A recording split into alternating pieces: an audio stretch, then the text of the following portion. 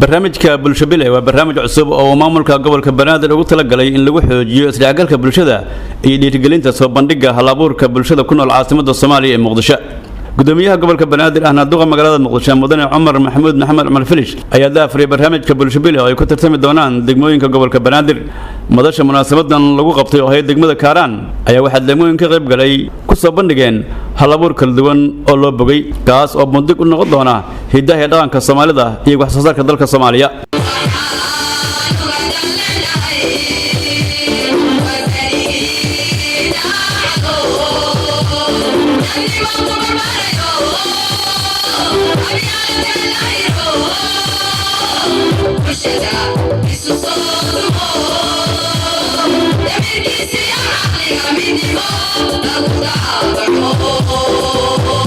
degmooyinka bilowga barnaamijkan ka qayb galaya ayaa waxay kala yihiin degmooyinka Kaaraan, Heliwaa, Yaaqshid, Sibis oo dhamaantood dhaca bariga magaalada Muqdisho.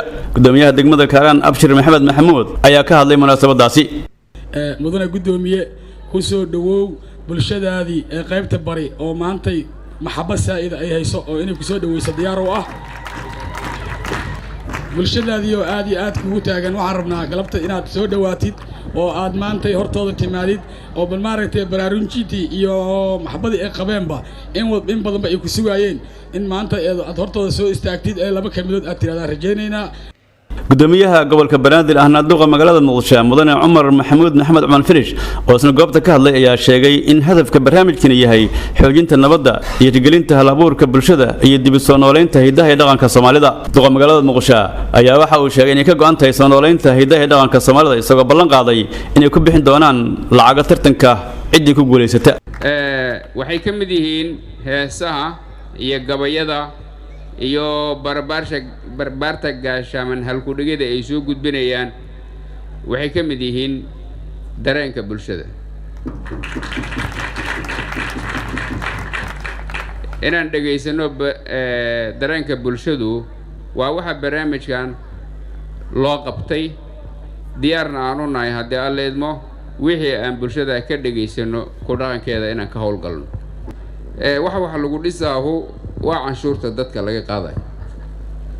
haddii canshuurta qaarna aan bixin qaarna ay ayagoo si u dhibsanaya ay u bixiyaan ama la isu qasho sida hadda mataqaanaa la soo bandhigayay waddada burburka kama baxayno.